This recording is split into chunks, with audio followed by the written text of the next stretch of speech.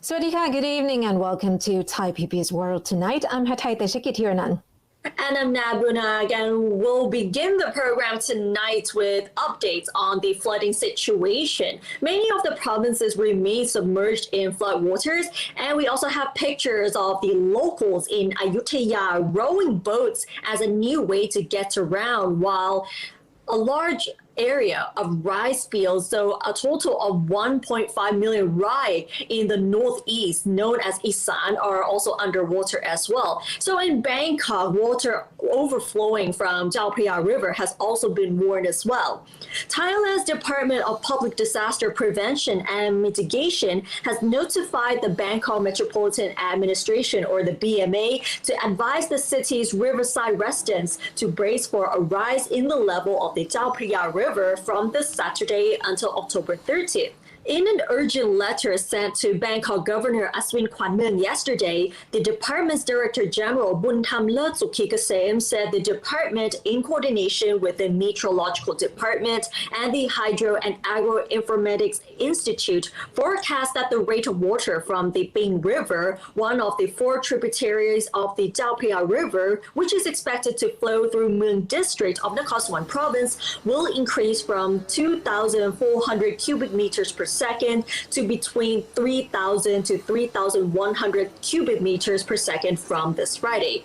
And to manage the runoff from the Ping River, an amount of the water will be diverted to retention areas via a network of irrigation canals, but most of it will be discharged through the Chao Phraya Dam in Sapphaya District of Chainat Province at an average of 2,700 cubic meters per second. And this will raise the level of the downstream section of the Chao Phraya River by between 0.2 and 0.4 meters and may affect areas not protected by flood walls. And this is according to the department. So we can see that many of the provinces are on high alert after warnings about the water levels increasing in the river. So there have been widespread flooding in several parts of the country, and Bangkok has been largely spared a little bit. We saw before, sometime last week, that some water actually overflew in the some areas in the market, for example, but is kept to more of a outskirt areas of Bangkok. We still haven't really seen the same amount of water as the Great Flood back in 2011, but it's getting there. And of course, we should all brace for it as well. But hopefully this would not last too long and that the water has been pumping out soon enough as well, because we are approaching the so-called winter season. It's probably not winter for a lot of people in the States or in Europe, but at least it's going to be cooler, and it has started to right now. Exactly. So we're hoping for the so-called winter season in Thailand may not be too cold, but at least it's going to be better than the hot summer days where we're under this heat for so many months. Right. And moving on to another big story, you may have remembered the mass credit and debit card fraud that we reported just yesterday. We have some updates for you. So it has been found that about 130 million baht has been mysteriously withdrawn from a 10,700 bank accounts through credit and debit card payments alone between October 14 and 17, according to the president of the Thai Bankers Association, or TBA. So the mysterious withdrawals, mostly payments for goods and services with stores registered in foreign countries, have become the subject of an intense investigation by the Bank of Thailand, the police, the Ministry of Digital Economy and Society, for example. So the president of TBA, Kun Banyong, said the cyber criminals use information from the credit or debit cards to place multiple orders in small amounts, which do not require the use of the one-time password or OTP to complete. And he said that the banks will refund the affected customers within 5 days if it can be proved that they did not order any goods or services online during the period. As for the credit cards, he said the banks will cancel all the dubious transactions and the customers will not be required to pay their banks for the transactions in question. Meanwhile, Assistant Governor for Payments and System Policy and Financial Technology of the Bank of Thailand, Siritida Panomwana Ayutthaya, said the central bank will increase the monitoring of the unusual transactions to cover those of small amounts, but with unusually high frequency, adding that the cards will be immediately suspended and customers concerned notified if the unusual activity is detected. She also said that the central bank and the TPA have worked out a set of additional measures to prevent this form of cybercrime, which includes stepping up the monitoring of frequent low-value transactions, and even if it's just really low value, as mentioned, that OTP is not required, but that would also be required now. And if something unusual is found, the credit or debit cards concerned will be canceled immediately. The debit card customers will be refunded within 5 days, and for the credit card holders, you don't really have to do anything at all. As for the central bank and the TPA, they will consult with credit card service providers such as Visa, MasterCard to require the use of OTPs for all the transactions with online stores as well. So the general public, meanwhile, are advised to check their transactions regularly, especially those which involve the use of debit cards on high-risk platforms, such as, for example, online gambling, or on platforms which do not require an OTP. So this is indeed, this has raised our awareness that this actually happens more than usual, of course, and the investigation is also underway to find out the root cause and who's behind all this. But it seems that all the accounts, all the stores are actually registered out of Thailand. Right, and it's nice to see that the Bank of Thailand and Thailand's Bank Association are stepping up their measures to ensure the safety of the customers as well. But if you do notice that there are some suspicious transactions, you can contact the banks immediately for help, because all the banks have been alarmed about this issue, and they will do everything they can to do the refunds as well if they've been affected by this scandal. And we all know that the economy has been really affected by the COVID-19 pandemic, but now with the global oil prices surging, we have a new group of protesters apart from the student protests and the red shirt-led ones demanding the Prime Minister's resignation. And this is actually a group of truck drivers striking today. Hundreds of trucks and their drivers affiliated with the Land Transport Federation of Thailand gathered this morning at muster points on 6 main routes in different parts of the country in a show of truck power to press their demand for the diesel price to be pegged at 25 baht per litre for a period of 1 year. However, the Federation assured the public that the trucks will not enter Bangkok to avoid inconvenience to motorists and commuters.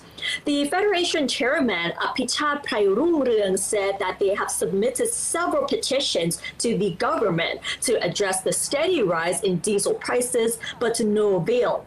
He also claimed that the premium grade diesel price has passed 30 baht per litre, and this has increased transport costs by 10% for every 100 kilometers. The Federation has proposed that the government cut the excise tax by 5 baht per litre so that the price of diesel can be kept at no more than 25 baht per litre. Abhishek claimed that there are currently 6.7 million trucks of different sizes, from 4 wheels up to 22 wheels, which are properly registered, adding that there are 400,000 of which are affiliated with the Federation. And we may also notice today that the prices of various types of diesel fuel have been increased since this morning. So, for example, the premium diesel is now priced at 34.26 baht per litre, while the B7 diesel is around 29.49 baht per litre. So there's an increase. But if we look at previous months compared to now, it has been increasing every single month.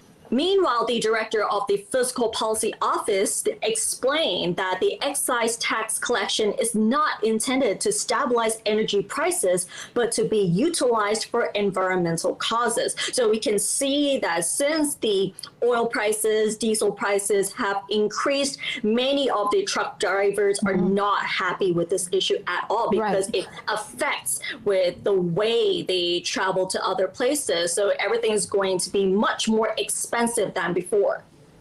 So actually, it seems like one crisis after another, but this not just one crisis at a time. We have actually two crises at the time as well, where of course we still going through all the COVID restrictions, all the cases and deaths still ongoing. But on the other hand, with a lot of countries in the world now coming out of lockdown with more of fuel being more in demand, and this actually also contributed to the price surge globally. So we can see that, of course, a lot of people have been affected economically in Thailand, and not just, of course, the biggest issue would be the lack of tourists, the lack of peoples and visitors, and also less purchasing power as well. But now even global issue like this also affects us, like the fuel price. And with the fuel prices that are increasing, as well as the living expenses that still remain high, we may have noticed that people are not so happy anymore, not just only with the COVID-19 pandemic that has been taking its toll on the economy itself. People just are discouraged from spending, whether it's getting a new car, a new house, or even they have to think twice whether they have to buy certain things as well. Even there are daily necessities. Definitely. And speaking of certain desperation, a lot of people might feel quite desperate to just go out and drink and party with friends, have a good time like before. And that we still haven't really got the complete normalcy back. For example, alcohol consumption on site is still banned. So we have another update on how almost 100 people have been charged and detained when alcohol is still not allowed in restaurant, and they were violating this ban by having that secretly. So 93 people were detained for police questioning and charged for yesterday for allegedly selling and also drinking alcohol at a restaurant and bar in a Bangkok shopping mall in violation of the COVID-19 restrictions.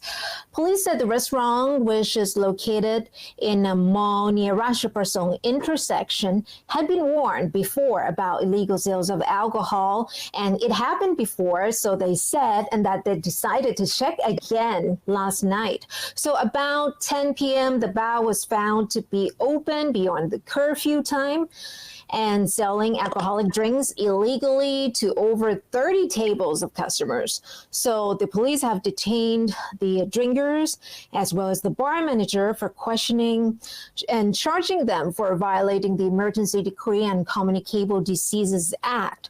So most parts of Thailand is actually banning the sale of alcohol in bars and entertainment venues, which most of them actually remain closed to this day. In a bit to control the spread of the virus, of course.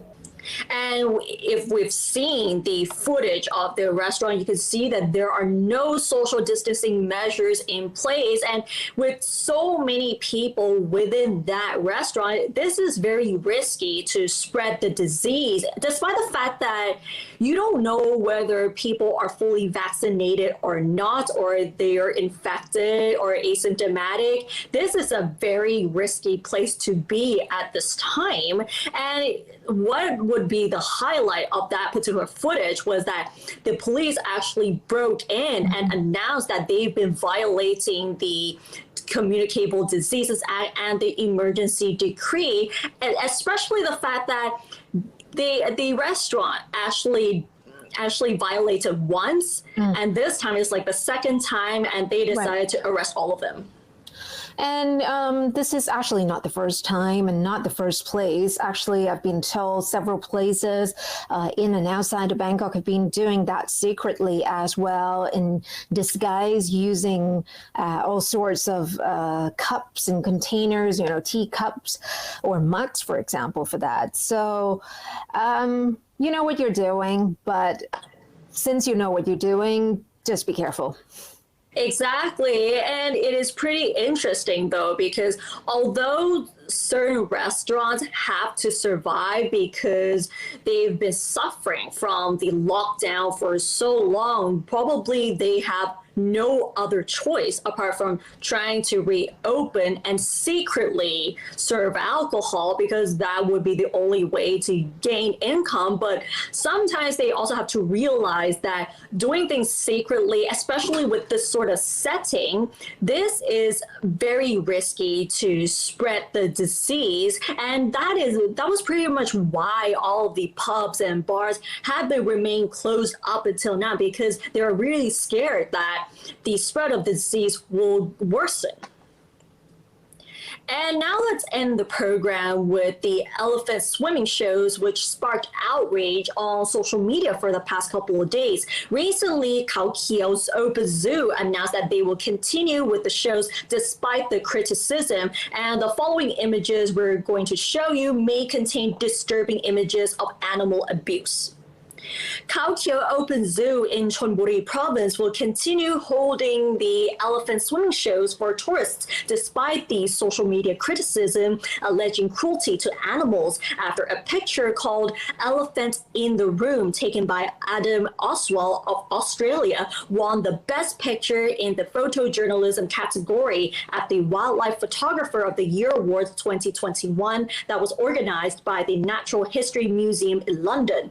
The zoo's director said that this is not the first time that elephant swimming shows have been described as torture. He argued that swimming is a natural behavior for elephants, as they love to be in water for several hours at a time, and they can swim long distances as well. He also said that the elephants on show are not forced because there's no mahout riding on them. Instead, he said the animals are allowed to swim freely in the glass room, and after each show, they are given food as a reward. He also explained that getting an elephant to swim in a glass room is intended to allow children to learn their behavior, to love them, and to inspire awareness for conservation of the elephants. He also claims that every single animal in the zoo is treated in full accordance with the World Association of Zoos and Aquariums, as well as the Southeast Asian Zoos and Aquariums Association standards. Meanwhile, Associate Professor Dr. Chachotita Ram of the Faculty of Vet Medicine sees the elephant swimming at Khao Kheow Open Zoo as a positive reinforcement, allowing the animals to demonstrate their natural behavior, as elephants and water, according to him, are inseparable. So swimming shows, he added, are in line with animal welfare standards and within the scope of the 5 domains model, which are nutrition, environment, health, behavior, and mental state. So he claimed that such information has not reached the Western world, or they are not open to a different viewpoint with their predetermination that wildlife must remain in the wild and cannot live with humans, and any kind of act or torture. So Thai people are familiar with the elephants and have been raising them for centuries, but according to him, they are animal-loving Westerners who consider training the use of elephants with the use of hook by mouths to tame them to be an act of torture. So it's hard to actually say. Is another controversial topic of a matter of perspectives as well, where training of the elephants, you can't really tame them without using hooks. And those hooks certainly hurt the animals. So we don't really see a way out except that the training probably has to be changed. Exactly. And the elephant swimming has caused a lot of controversy, especially with the photo that got the award recently, which has raised concerns about animal cruelty in zoos. And previously, not in Thailand, but it has been the subject with using elephants in circuses and other performances as well, because you're actually harming them in one way just for people's entertainment. Right. And elephant swimming is just one of them. So, what do you think? Do share your views with us in the comment section. And with that, we wrap up this edition of Thai PBS World Tonight. But do catch us like this every weekday at 7 p.m. for all the top stories, explainers, and of course, you can't miss our commentaries. And don't forget to follow us on social media as well as our website, thaipbsworld.com, for all the latest updates about Thailand as well as analyses. Thanks for watching. Stay safe, and we'll see you tomorrow. สวัสดีค่ะ สวัสดีค่ะ